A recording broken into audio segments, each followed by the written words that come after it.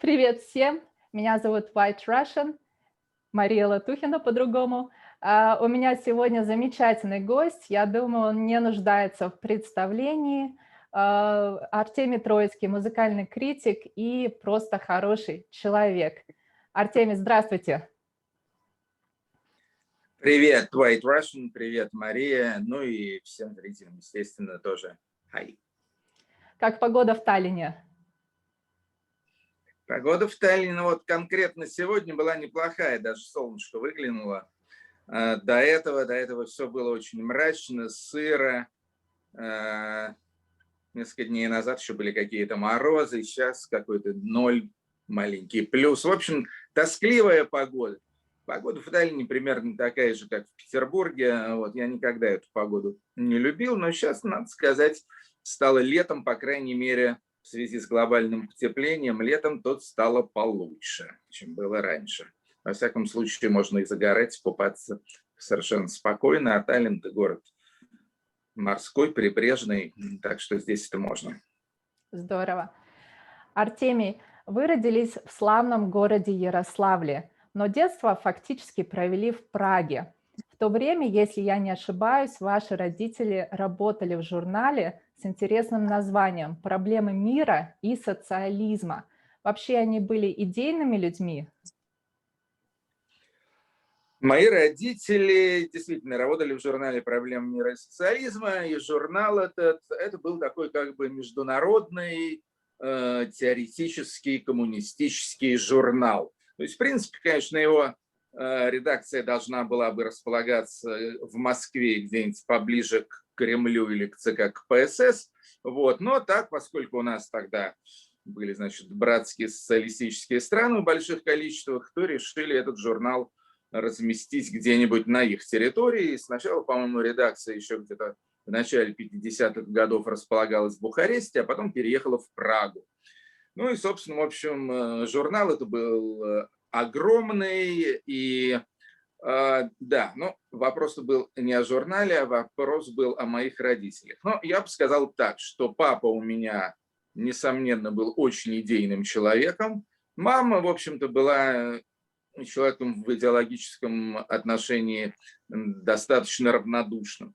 Ну, они оба закончили исторический факультет МГУ, но после этого мама занялась такой, скорее, прикладной работой. Она работала в Институте научной информации по общественным наукам и занималась, ну, в общем-то, я бы сказал, библиотекарским делом, то есть занималась иностранной литературы по общественным наукам из разных стран, занималась международным книгообменом, вот такими вещами. Вот. Что касается до папы, то он как раз пошел по линии политической, исторической, идеологической. Диссертация у него была первая кандидатская про гражданскую войну в Испании. Вот. Ну и попал он в этот журнал просто как один из лучших, ну а впоследствии, в принципе, считался и лучшим советским латиноамериканистом, то есть специалистом по Латинской Америке. Он свободно владел испанским языком, португальским языком, ну, естественно, кроме того, итальянским, французским, английским. Вот. И он вводил знакомство с огромным количеством знаменитых людей и великих людей, то есть он знал и Фиделя Кастро, и Че Гевару, и Габриэля Гарсия Маркеса и так далее. В общем, в принципе, был таким своим совершенно человеком и в Центральной, и в Южной Америке. Еще в 60-м году или в 61-м он одним из первых советских людей посетил Кубу, где, собственно говоря, и познакомился с Фиделем и Че, ну и так далее. В общем, отец мой в узких кругах очень известная и культовая личность.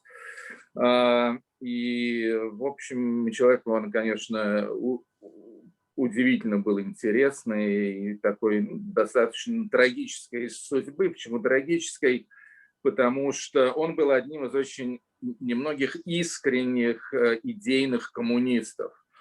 То есть, в отличие от большинства членов партии, которые были просто карьеристы воришки, вот, ну и люди, которые просто-напросто делали карьеру. Вот мой отец, он был такой идейный борец, и эта его идейность, она, в общем-то, сыграла с ним очень злую шутку, э, потому что его идейность, она как бы заставила его ненавидеть существовавший и в то время коммунистический истеблишмент. То есть вот Брежнева и все такое прочее. Вот, он понял, что это все липа, конечно, что никакие они не искренние, значит, коммунисты и социалисты, вот, а что все они просто прохиндеи на самом деле. Вот, и он, в общем, будучи коммунистом, он стал в оппозицию существующему советскому этому коммунистическому истеблишменту, то есть он поддержал, скажем, Пражскую весну и социализм с человеческим лицом, за что его, ну и меня, разумеется, тоже выслали из Праги как раз весной 1968 года. Вот, а потом, когда он снова оказался в Москве, работал в Институте мировой экономики и международных отношений, тоже тут у него начались всякие проблемы, и обвиняли его в еврокоммунизме, так называемом, в троцкизме и прочее, исключили из партии. Вот. В общем, такая интересная у него была судьба, скажем так. Да уж, ничего не скажешь. Артемий, какую музыку вы слушали в детстве? В раннем детстве я музыку вообще почти не слушал, то есть мне приходилось слушать классическую музыку, потому что бабушка с дедушкой, еще до того, как мы уехали в Прагу, бабушка с дедушкой были одержимы идеей научить меня играть на пианино. Купили они даже это пианино, и приходила ко мне учительница, и что-то я там играл, мой сурок со мной. Вот. Ну, естественно, слушал какие-то детские и взрослые песенки, которые передавали по радио, телевизора у нас не было. Вот. Ну, по радио там что-то звучало. Я даже полюбил одну песню. Вот из раннего детства у меня запомнилась одна единственная песня. Это песня «Орленок». Орленок, орленок, что там взлети выше солнца. Ну вот, эта песня мне нравилась. Вот. Ну а потом, когда мне было 8 лет, и это было уже в Праге, я учился во 2 классе, и вот осенью 1963 года я услышал впервые музыку в стиле рок-н-ролл. И эта музыка меня тут же захватила, я в нее влюбился с первых звуков. Вот. И после этого, собственно говоря, я уже был потерян для музыки советской. Понятно. Артемий, поскольку у вас 3 детей, не могу не спросить У вас. меня не 3, у Не меня 3? 4? Вот, Я не знаю, извините что меня, там пишут в Википедии. Я, не честно говоря, обновляют. в Википедию не заглядывал уже, наверное, лет 10. Вот, так что нет, у меня 4 детей. Извините меня, 3 пожалуйста. дочери и 1 сын. Да. Понятно. И поэтому мне хотелось задать вам другой вопрос, как эксперту по взращиванию молодого поколения. Стоит ли прививать определенный музыкальный вкус с детства, или это пустая трата времени?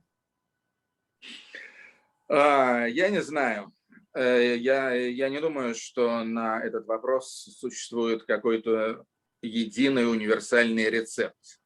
Я могу сказать, скажем, что мои родители пытались мне привить музыкальный вкус, потому что музыку они любили, папа в меньшей степени, мама в большей степени. Музыку они слушали, ну, отчасти одинаковую, отчасти разную. То есть мама любила, с одной стороны, классику, особенно органную музыку, а папа любил французский шансон. И мама тоже любила французский шансон. То есть они обожали вот всех этих ребят, типа Эдит Пиаф, это была их любимейшая певица, Эдит Пиаф, Жак Брель, Шарль Азнавур, вот эти вот все, Лео Ферре и прочее. Вот. И они, конечно, очень хотели, чтобы я тоже слушал такую культурную, интеллигентную музыку. А я слушал вот весь этот самый рок-н-ролл, Битлз, Роллинг Стоунс, Бич Бойс и так далее. И эта музыка им совершенно категорически не нравилась. И у нас на эту тему возникали споры, которые, естественно, ни к чему хорошему не привели.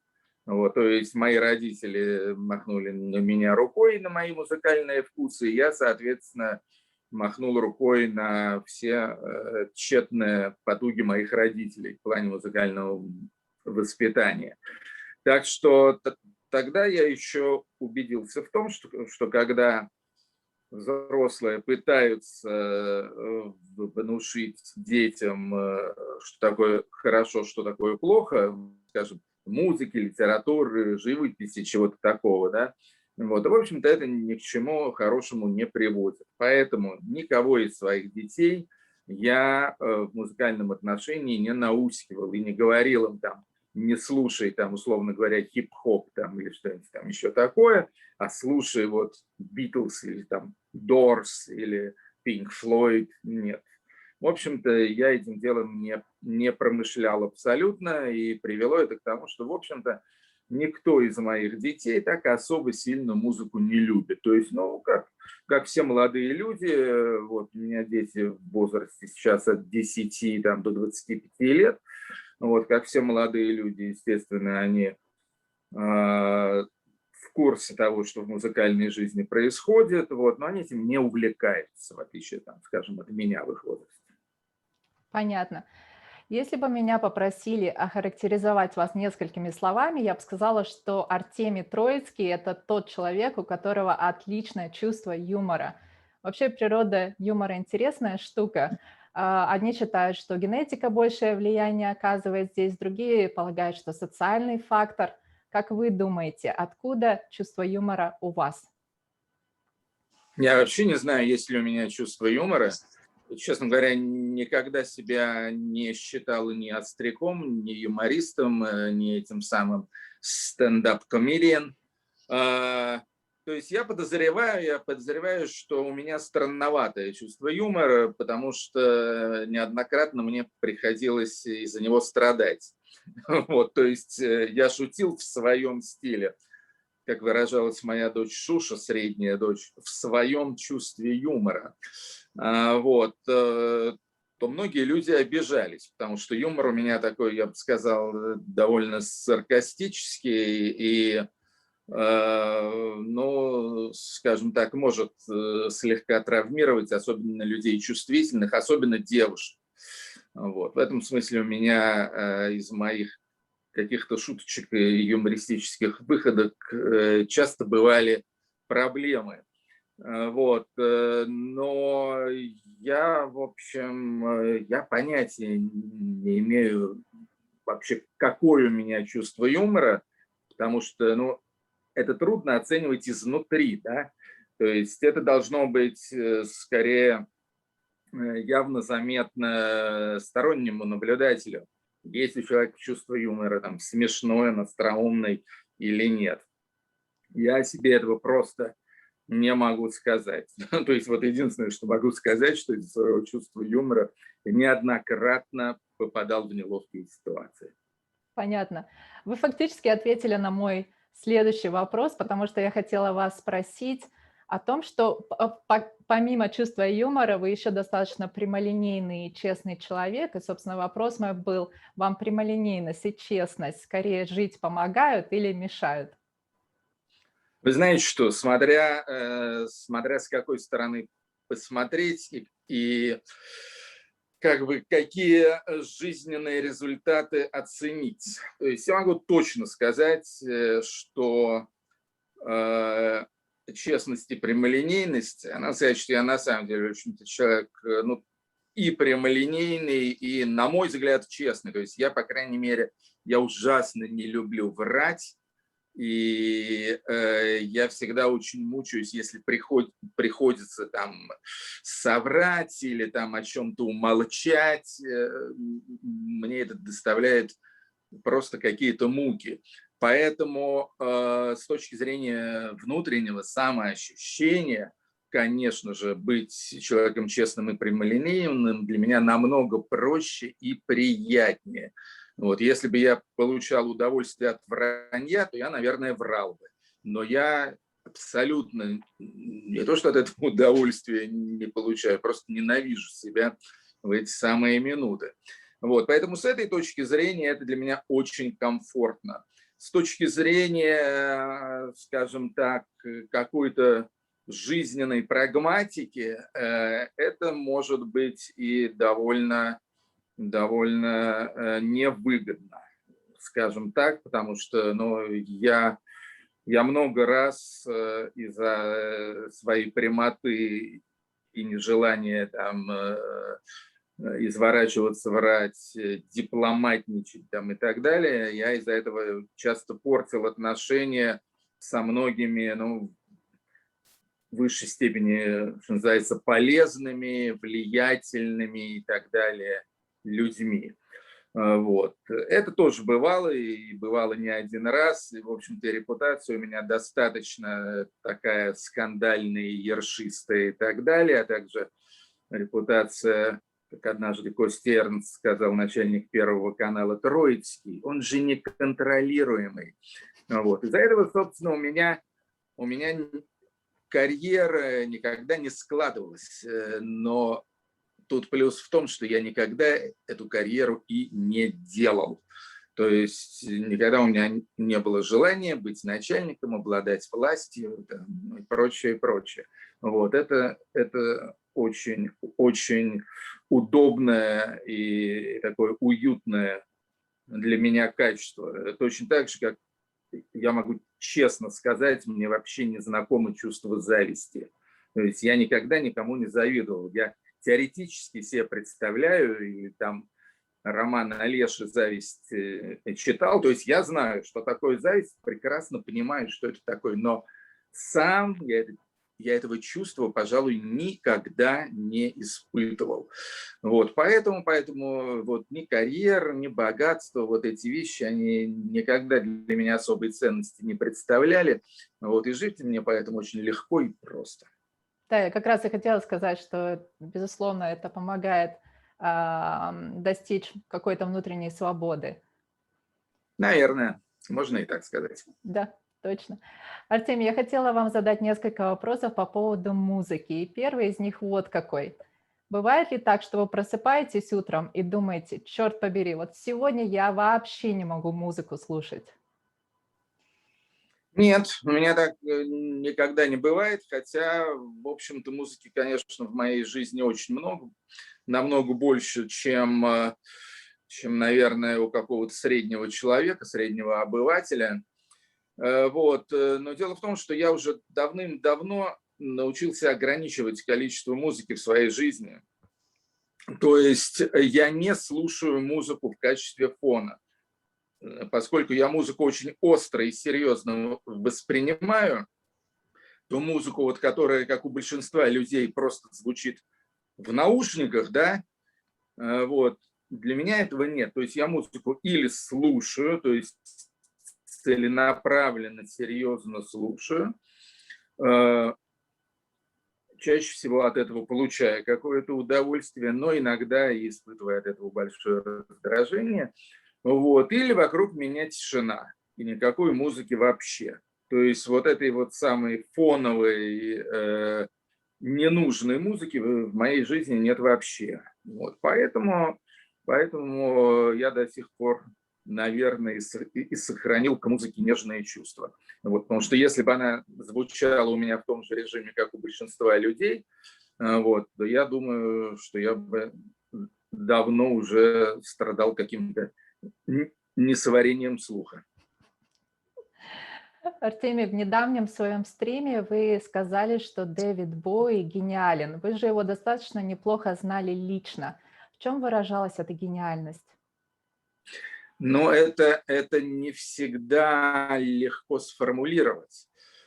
Но в случае вот с некоторыми людьми, ну, мне довелось общаться с несколькими такими реальными гениями. В общем, в принципе, у них у всех было нечто общее, то есть от них исходило нечто.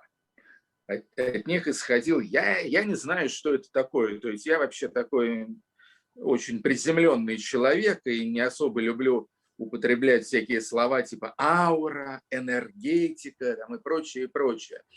Потому что я почти никогда с этим не сталкивался. Но вот бывали люди, скажем, Саша Башлачев, Сергей Курехин, Дэвид Боуи, Брайан Ино, до некоторой степени Питер Гэбриэл, до некоторой степени Мик Джаггер, Пол Маккартни. Вот это удивительные люди. Я просто чувствовал, на самом деле, общаясь с ними, я чувствовал, ну, какую-то благодать, да? То есть они отличаются от других людей совершенно определенно. Вот. Все они, все очень милые, светлые люди. То есть вот такие гении, такие сумрачные какие-то, ну, как у нас обычно там говорят, гении, это что-то такое, там, Зигмунд Фрейд, там, Федор Достоевский, там еще там какие-нибудь эти мрачные ребята, Владимир Ленин. Вот такие гении мне не попадались. Мне попадались исключительно гении светлые, веселые, ужасно милые в общении, совершенно как бы вот без там этих понтов, вот ноль высокомерия. Я могу сказать совершенно точно, что любая какая-нибудь мелкая попсовая звездочка, вот их у меня тоже, к сожалению, некоторое количество попадалось на жизненном пути, вот в них во всех вот этого чванства, высокомерия, понтов так называемых гораздо больше, чем в Дэвиде Боуи или Поле Маккартни или Мике Джаггере.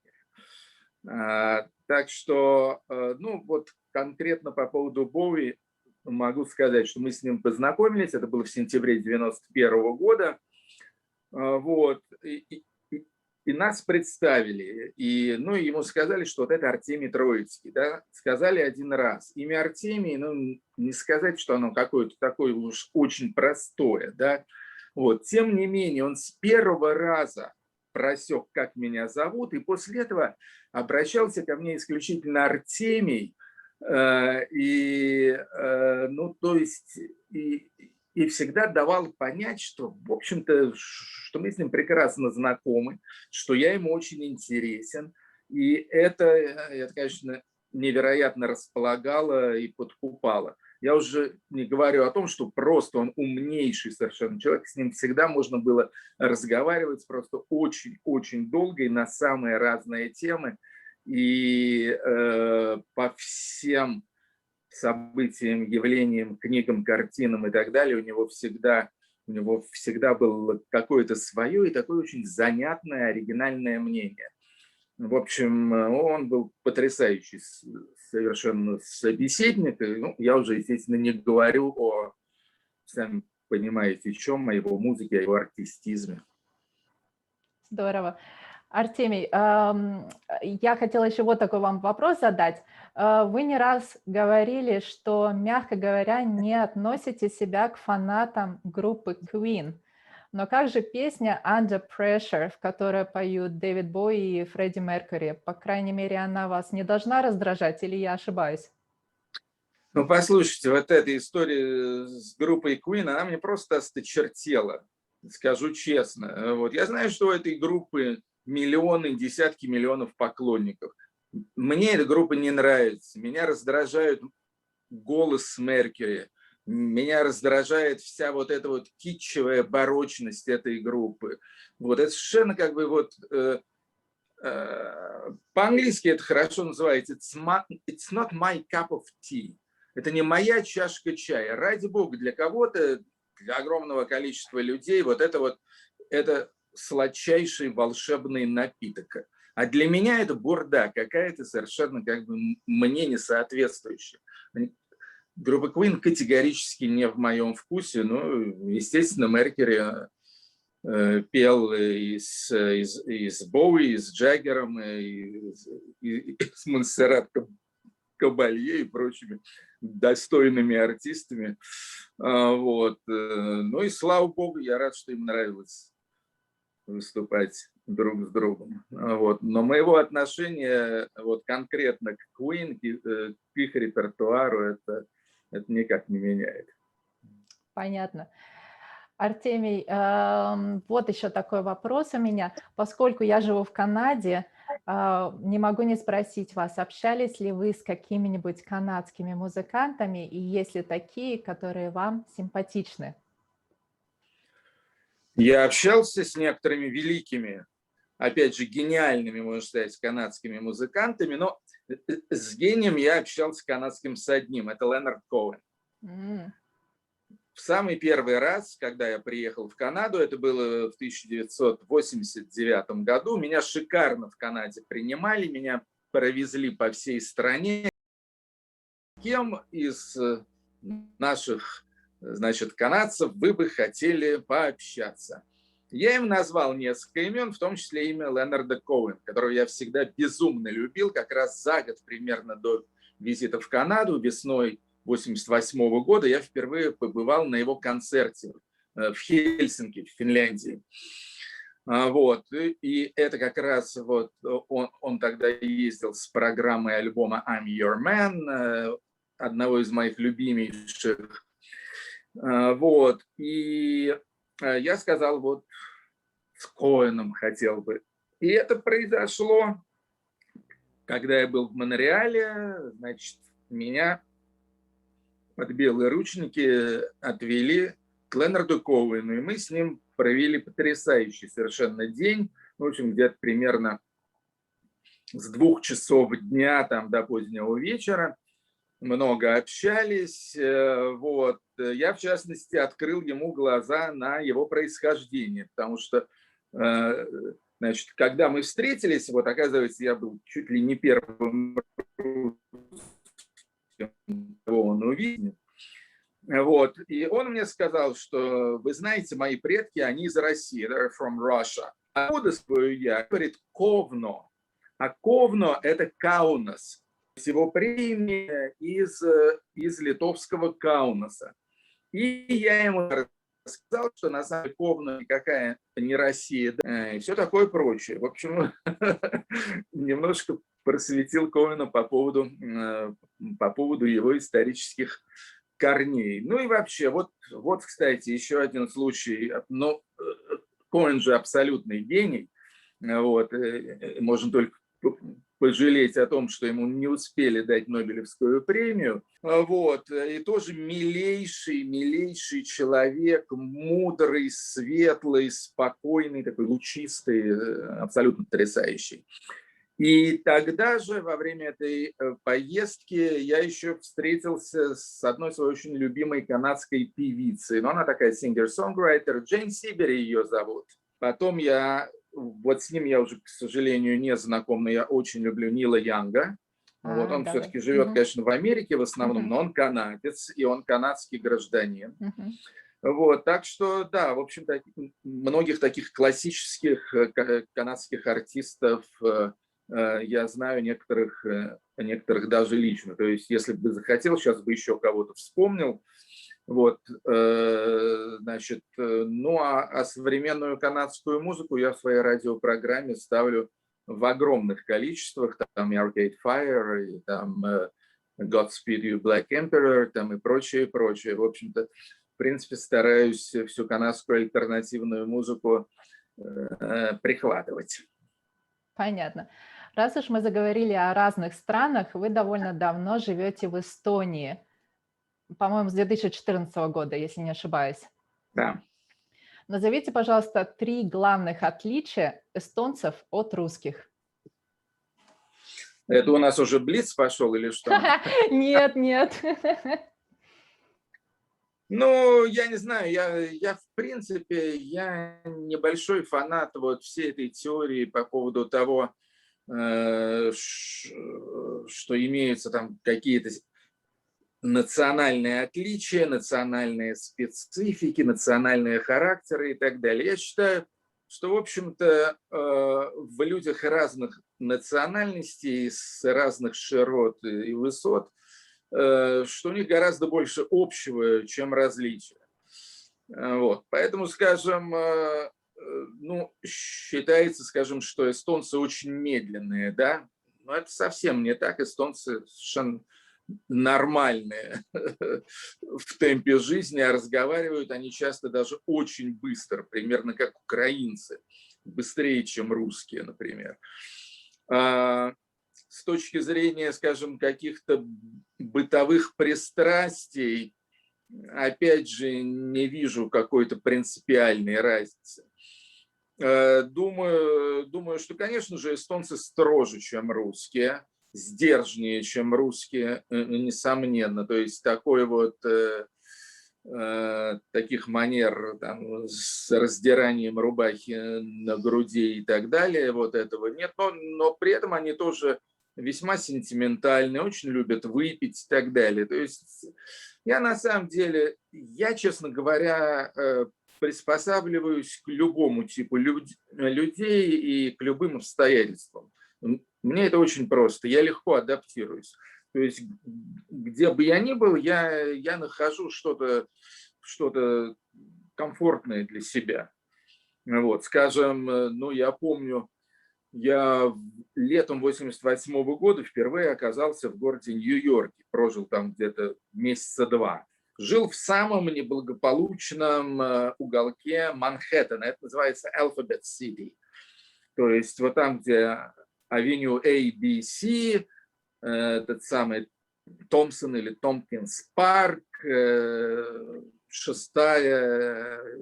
7-я, 8-я улица и так далее.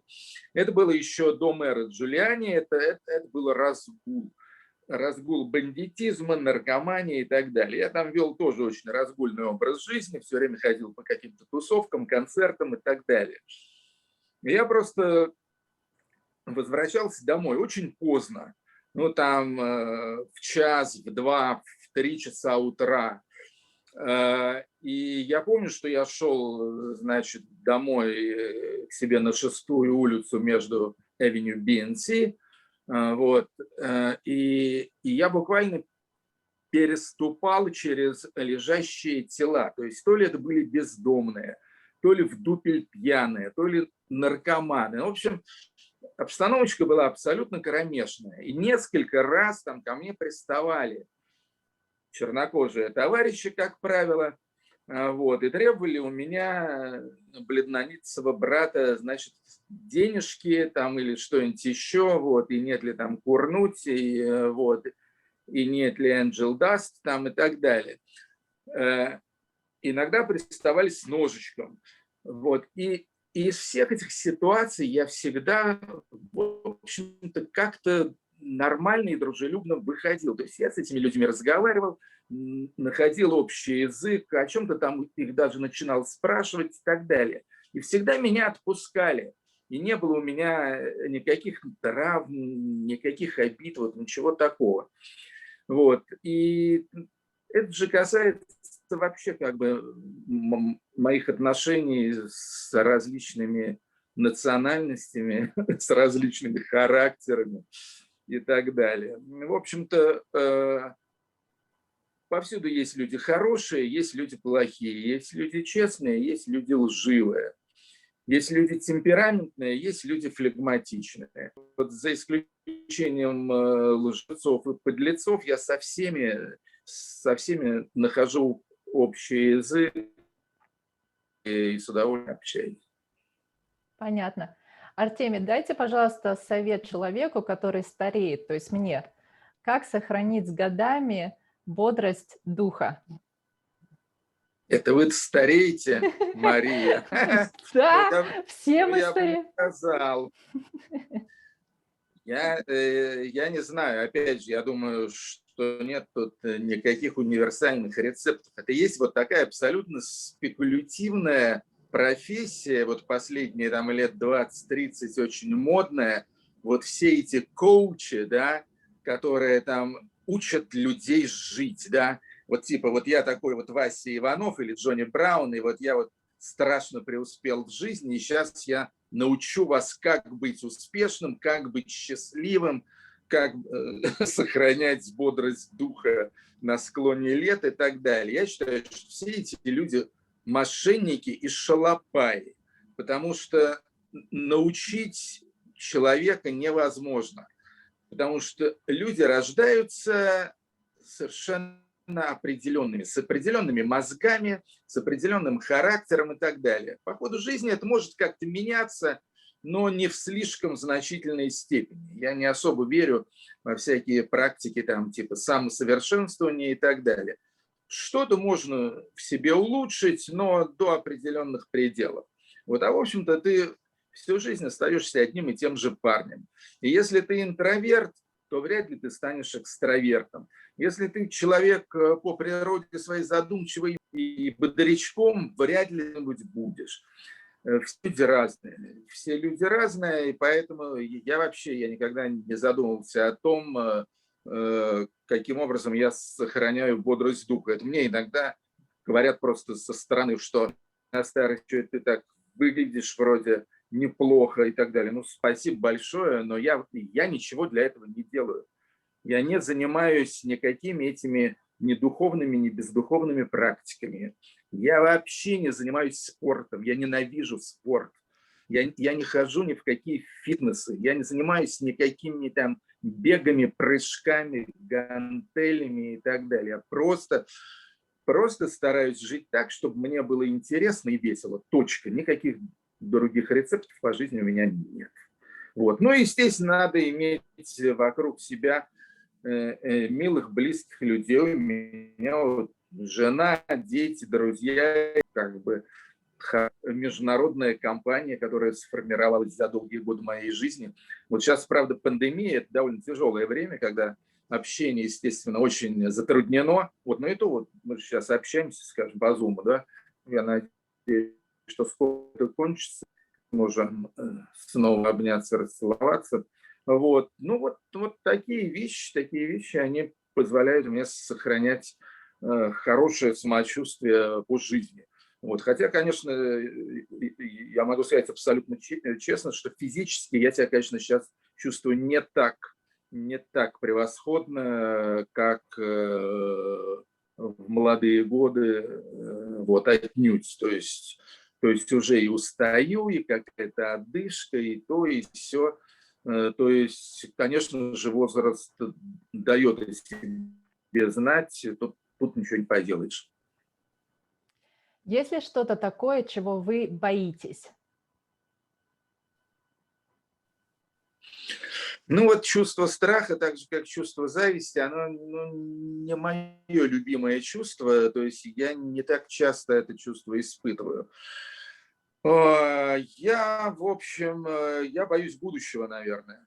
Я боюсь будущего, и в первую очередь потому, что, как я уже сказал, у меня есть дети, и я их люблю, и я беспокоюсь за то, что с ними будет. Вот. А мне, к сожалению, мне не очень нравится то, что сейчас происходит в мире, и в будущее я смотрю скорее с тревогой, нежели с надеждой и оптимизмом. То, что происходит в России, это просто ужас абсолютный. Вот, то есть Россия просто превратилась в полноценное фашистское государство, и это очень печально. Вот, но дело не только в России. Дело в том, что происходит повсюду. Я просто вижу, что мир расколот. Я просто вижу, что саккумулировалось какое-то огромное количество ненависти всех ко всем. Левых к правым, черных к белым, белых к черным, бедных к богатым, богатых к бедным. В общем, очень сейчас поляризован мир, и все находится в каком-то страшном раздрае. Причем это, в общем-то, я бы сказал, что это событие вот последнего 21 века. Это событие последних 20 лет. До этого все шло более или менее нормально и становилось там все лучше и лучше. Да? Там совок пал там, и прочее, и прочее. Писал даже Фукуяма про конец истории, типа хэппи-энд такой настал для человечества, да, и вот нифига. Все вдруг вот где-то примерно с 2000 года, то есть я могу себе представить, из-за чего это. С одной стороны, 9/11, да, вот все эти терроризм, весь этот исламский фундаментализм и так далее, с одной стороны. С другой стороны, Путин в России. С третьей стороны, там какие-то там технологические и прочие вещи, которые поначалу казались очень милыми, а сейчас чем дальше, тем страшнее становится. Я имею в виду вся вот эта цифровая история, тотальная слежка, большой брат на каждом углу. И это не только в тоталитарных странах. Вот, естественно, Китай и Россия в этом смысле идут впереди планеты всей, но это касается и Северной Америки, и Западной Европы. Вот это все ужасно. И, честно говоря, я тут просвета не вижу. И вот это вот, пожалуй, единственное, что меня реально пугает. Меня пугает то, что вот я скоро помру, вот, а детям моим и внукам им еще жить и жить, и вот в каком мире они будут жить, вот это меня как-то не радует. Что вы думаете о смерти? Не знаю, вообще не думаю. Я человек простой, пустой и поверхностный. Разговоры о смерти, то есть я понимаю, что для людей глубоких, но для них должно быть имманентно думать о смерти, думать там о смысле жизни и так далее. Пока я не помер, я о смерти думать не собираюсь. О смысле жизни тоже думать не собираюсь, потому что у меня слишком много дел, чтобы эту жизнь просто жить. Понятно, Артемий. Спасибо большое. Давайте перейдем к блиц-опросу. Я задам вам несколько относительно коротких А я думал, вопросов. что он уже начался. Давай. Нет, нет. Вот, я задам вам несколько коротких вопросов, и я надеюсь, что вы сможете на них быстро ответить. Готовы? Всегда готов. Отлично. Филипп Киркоров или Басков? Оба хуже. Но, то есть, раньше я бы сказал, что все-таки Киркоров чуточку лучше, потому что Киркоров, в отличие от Баскова, это не марионетка, а Киркоров, в общем-то, ушлый самостоятельный парень и сам себе продюсер, в отличие от вообще ничтожного Баскова. Но в последнее время Филя, кстати, мой бывший сосед, мы с ним очень хорошо лично знакомы, вот, в последнее время Филя что-то стал ударяться в политику, поддержал то одного фашиста, я имею в виду Лукашенко, то другого, я имею в виду Путина. Вот, и как-то акции Киркорова на моей внутренней бирже сильно опустились. Так что сейчас оба дерьмо. Ваше любимое место на Земле? Ну, есть несколько таких мест. Я очень люблю страну Италию. Я очень люблю Сейшельские острова. Ну, а если вот такое место, где были бы элементы Сейшельских островов, то это Канарские острова. И я думаю, что, скорее всего, на Канарских островах я свою жизнь закончу. Понятно. Моцарт или Шнитке?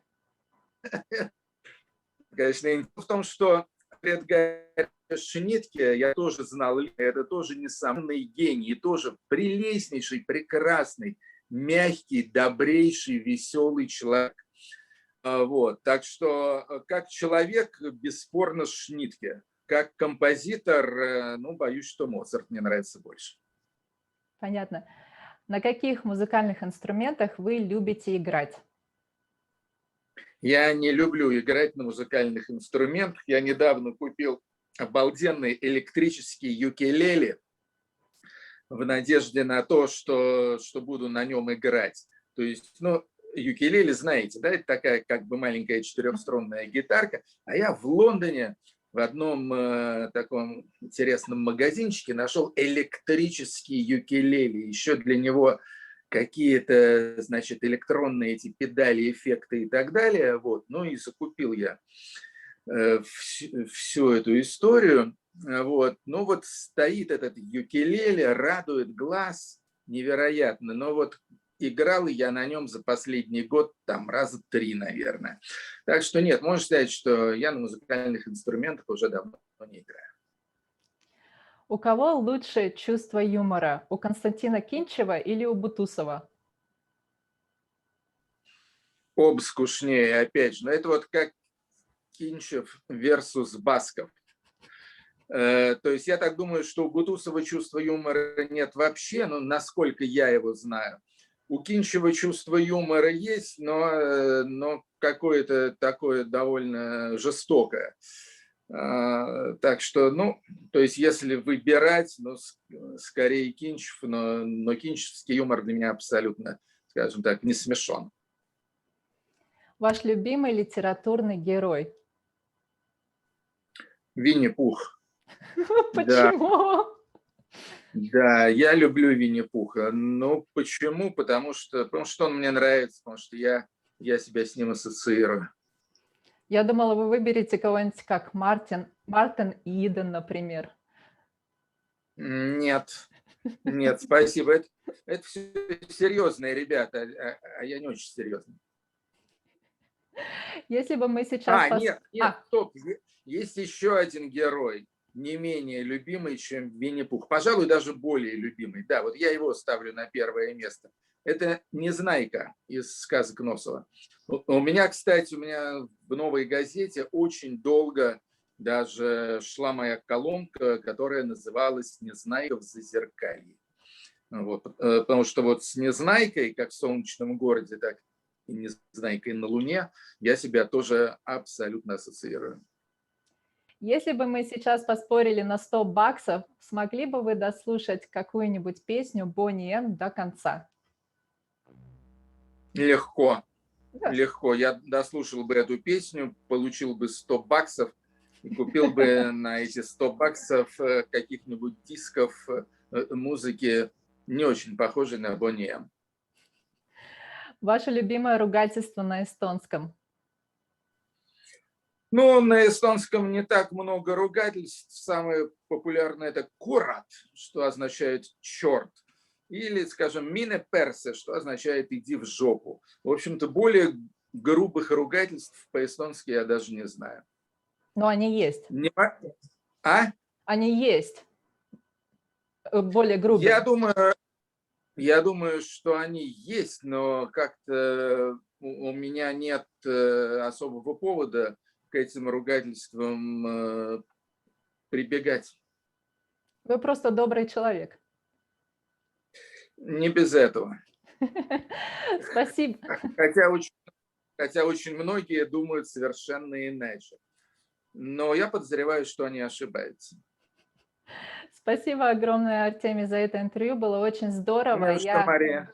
Да, я вам желаю искренне всяческих успехов и благ. Спасибо большое. Всем счастливо. Главное, не болеть. Счастливо. Пока. Пока. Привет, это White Russian. Не забывайте поставить лайк, если вам понравилось это видео. И подписывайтесь на мой канал, потому что будет много других интересных интервью. Спасибо и до новых встреч!